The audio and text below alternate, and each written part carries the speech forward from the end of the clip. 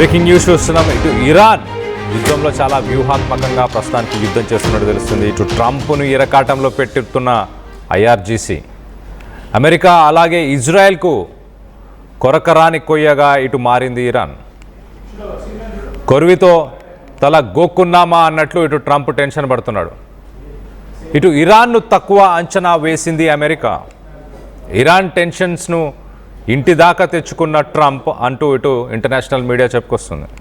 ఇటు ట్రంప్ను చంపేందుకు Iran plan చేస్తుందా? ఇప్పటికే ఇటు ట్రంప్ ఇంటి దగ్గర ఇరాన్ స్లీపర్ సెల్స్ రెక్కి నిర్వహించాయా? ఇంట్లో ఇరాన్ సీక్రెట్ స్లీపర్ సెల్స్ నక్కి ఉన్నట్లు రూమర్స్ వస్తున్నాయి. ఏ క్షణమైనా ట్రంప్పై అటాక్ చేసేందుకు ఇరాన్ ఒక పక్కా ప్లాన్తో ముందుకు వెళ్తున్నట్టు తెలుస్తుంది.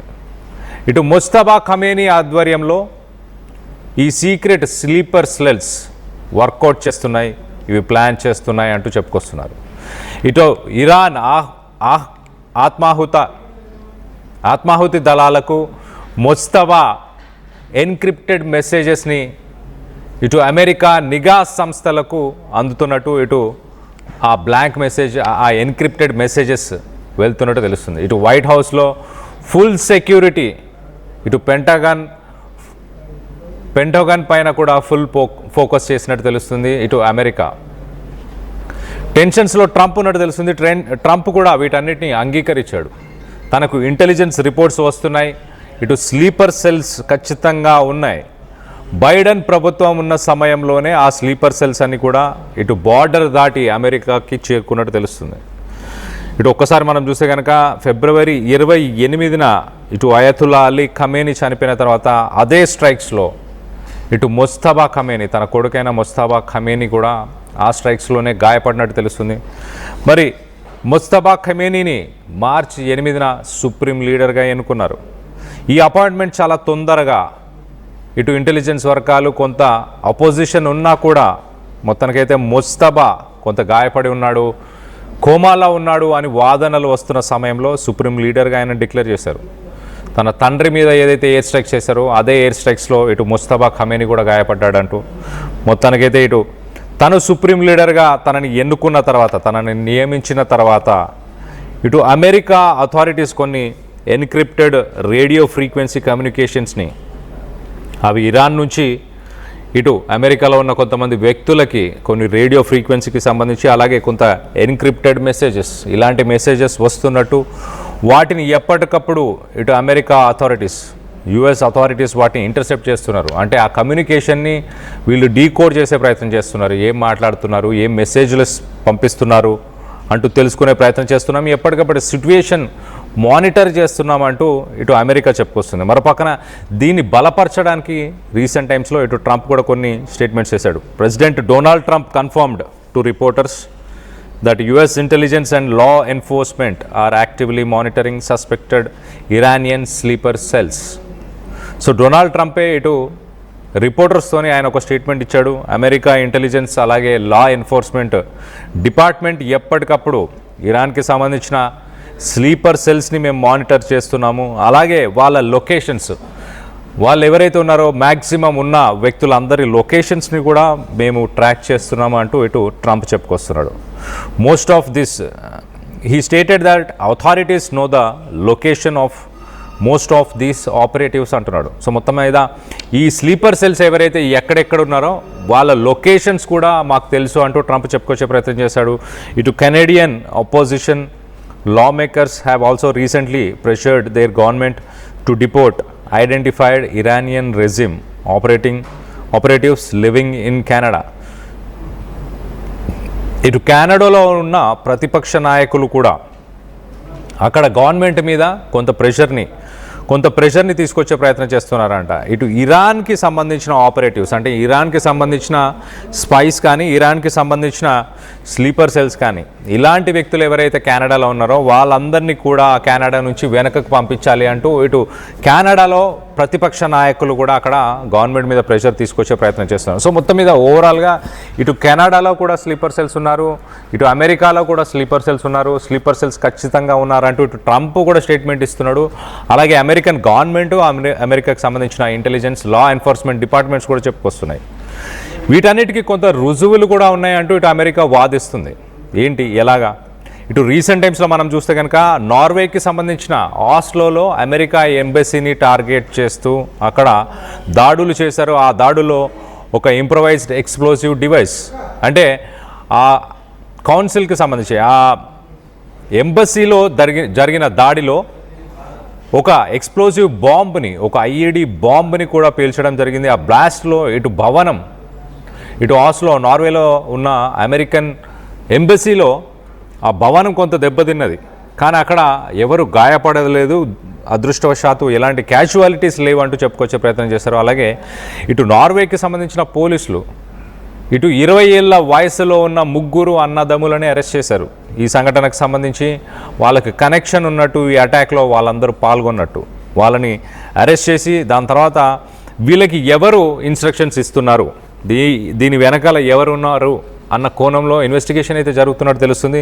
ఒక్కసారి మనం చూస్తే కనుక ఇటు ఇరాన్ ఈ దాడి వెనుక ఉండొచ్చు అంటూ వాదనలు అయితే వస్తున్నాయి. సో యూరోప్లో కొన్ని ప్లేసెస్లో దాడులు జరుగుతున్నాయి. దాంట్లో నార్వేకి సంబంధించిన యుఎస్ ఎంబసీ, ఆస్లోలో ఉన్న యుఎస్ ఎంబసీని టార్గెట్ చేశారు. మరో పక్కన ఇటు మనం ఒకసారి చూస్తే కనుక ఇటు యూరోప్లోని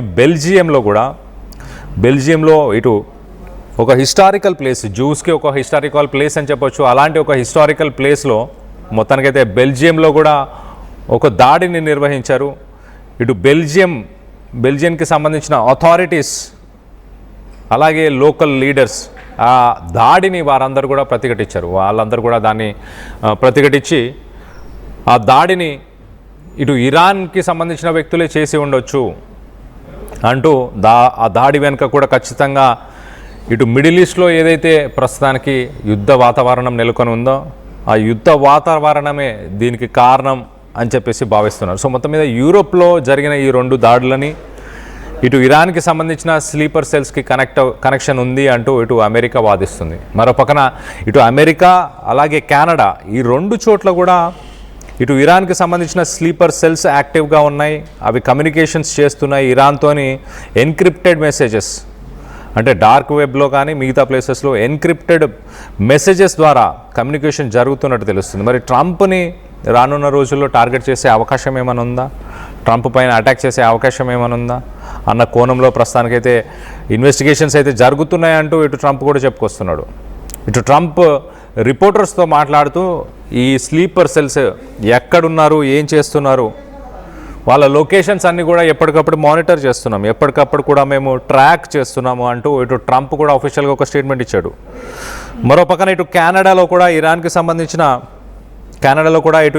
సంబంధించిన స్లీపర్ సెల్స్ ఉన్నాయి, ఇరానియన్ ఆపరేటివ్స్ ఉన్నారు, వాళ్ళని వెనకకి పంపించేయాలంటూ ఇటు కెనడాలో ప్రతిపక్షాలు కూడా అక్కడున్న ప్రభుత్వం మీద కొంత ప్రెషర్ తీసుకొచ్చే ప్రయత్నం అయితే చేస్తున్నట్టు తెలుస్తుంది. సో ఓవరాల్గా మనం ఒకసారి చూస్తే కనుక ఇరాన్ ఇటు హయతుల్లా అలీ ఖమేని చనిపోయిన తర్వాత, ఇటు ముస్తఫా ఖమేని పవర్లోకి వచ్చిన తర్వాత ఇటు అమెరికా అలాగే యూరప్ అలాగే కెనడా ఇలాంటి వెస్టర్న్ కంట్రీస్ అన్నిటినీ కూడా టార్గెట్ చేసుకుంటూ ఇటు ఇరానియన్ రెజిమ్ కొన్ని అటాక్స్ని అయితే ప్లాన్ చేస్తుందా, ఖచ్చితంగా ప్లాన్ చేస్తుందంటూ ఇటు ఇంటెలిజెన్స్ వర్గాలు, అమెరికాకు సంబంధించిన ఇంటెలిజెన్స్ వర్గాలు అయితే చెప్పుకొస్తున్నాయి. ఇరాన్ దీనిపైన ఎలాంటి స్టేట్మెంట్ ఇవ్వలేదు ప్రస్తుతానికి. ఇరాన్ నుంచి అఫీషియల్గా ఎలాంటి స్టేట్మెంట్ అయితే రాలేదు, కానీ ఖచ్చితంగా అటాక్స్ ఉండబోతున్నాయి, వాటిని మానిటర్ చేస్తున్నాం ఎప్పటికప్పుడు అంటూ ఇటు అమెరికాకు సంబంధించిన ఇంటెలిజెన్స్ విభాగం, ఇంటెలిజెన్స్ యూనిట్ అలాగే లా ఎన్ఫోర్స్మెంట్ డిపార్ట్మెంట్ వీళ్ళు కూడా చెప్పుకొస్తున్నారు. అలాగే ట్రంప్ కూడా చెప్పుకొస్తున్నారు. మరి ట్రంప్ని కూడా టార్గెట్ చేసే అవకాశం ఏమైనా ఉందా అన్న కోణంలో ప్రస్తుతానికైతే చర్చ నడుస్తుంది. మరో పక్కన ఇటు యూరోపియన్ కంట్రీస్ మనం ఒకసారి చూస్తే కనుక నార్వేలో అటాక్ చేస్తున్నారు. నార్వేతో పాటు నార్వేలో జరిగిన బాంబ్ బ్లాస్ట్, అలాగే బెల్జియంలో జరిగిన అటాక్. సో ప్రపంచం మొత్తంగా ఇప్పుడు అమెరికాకు సంబంధించిన ఆస్తులు ఎక్కడైతే ఉన్నాయో అమెరికా, అలాగే ఇటు జ్యూస్కి సంబంధించిన, అంటే ఇటు ఇజ్రాయలీస్కి సంబంధించిన ఇన్స్టిట్యూషన్స్ ఎక్కడున్నాయి, అలాగే డిప్లొమాటిక్ మిషన్స్, ఇటు ఎంబసీలు, మేజర్ అర్బన్ సెంటర్స్ ప్రపంచవ్యాప్తంగా ఉన్న ప్రతి చోట ఇప్పుడు సెక్యూరిటీని టైట్ చేస్తున్నారు. అలాగే visible titling of security perimeters and diplomatic machines వీటికి సంబంధించి ఎప్పటికప్పుడు మానిటరింగ్ అనేది కొంత అమెరికా అలాగే ఇజ్రాయెల్కి సంబంధించిన గవర్నమెంట్స్ కూడా ప్రస్తుతానికి మానిటరింగ్ కొంచెం టైట్ చేస్తున్నట్టు తెలుస్తుంది. దీనికి సంబంధించి మనం చూస్తున్నాం విజువల్స్లో ఇటు అమెరికా ఇటు ట్రంప్కి సంబంధించిన ఫ్లోరిడాలోని తన రిసార్ట్ తన ఇంటికి సంబంధించిన విజువల్స్ని చూస్తున్నాం. మరి తన ఇంటిని అలాగే పెంటగాన్ మనం ఒకసారి లెఫ్ట్ సైడ్ బాక్స్లో పెంటగాన్కి సంబంధించిన విజువల్స్ని చూస్తున్నాం. ఇటు పెంటగాన్ని కూడా టార్గెట్ చేసి ఏదైనా దాడులు చేసే అవకాశం ఉందా, కొంత కమ్యూనికేషన్ని డీకోడ్ చేయడానికి ప్రస్తుతానికి అమెరికన్ ఇంటెలిజెన్స్ యూనిట్ అలాగే మిగతా లా ఎన్ఫోర్స్మెంట్ డిపార్ట్మెంట్స్ ఇవన్నీ కూడా ప్రస్తుతానికి దీంట్లో ఇన్వాల్వ్ అయి ఉన్నాయి. అండ్ సెక్యూరిటీని కూడా టైట్ చేస్తున్నారు. ట్రంప్కి ఏ క్షణమైన థ్రెట్ ఉంది అంటూ ఇటు ట్రంప్ అలాగే ఇటు వైట్ హౌస్, పెంటగాన్, ఇటు అమెరికాకు సంబంధించిన ముఖ్యమైన అర్బన్ సెంటర్స్, ఇన్ఫ్రాస్ట్రక్చర్స్ ఇలాంటి చోట ప్రస్తుతానికి సెక్యూరిటీని టైట్ చేస్తున్నట్టు తెలుస్తుంది. దీనికి సంబంధించి మీరేమనుకుంటున్నారు?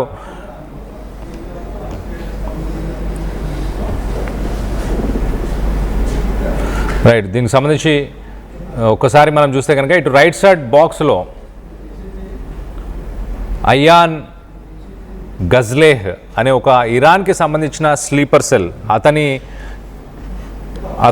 అతని ఇమేజ్ని మనం చూస్తున్నాం, అతని ఫోటోని మనం చూస్తున్నాం. ఇటు అమెరికాలో ట్రంప్కు ప్రాణహాని, అలాగే మనం చూస్తే కనుక ఇటు మిషిగన్లో టెంపుల్ ఇజ్రాయెల్ ప్రార్థనా మందిరం పైన కూడా అటాక్ జరిగినట్టు తెలుస్తుంది. అగ్రరాజ్యంలోని ఇరానియన్ స్లీపర్ సెల్స్ ఉన్నాయా, ఇటు ప్రతీకారం తీర్చుకుంటున్నది ఇరాన్ అంటూ, అలాగే లెబనాన్లోని బాధితులు ఒకసారి మనం చూస్తే కనుక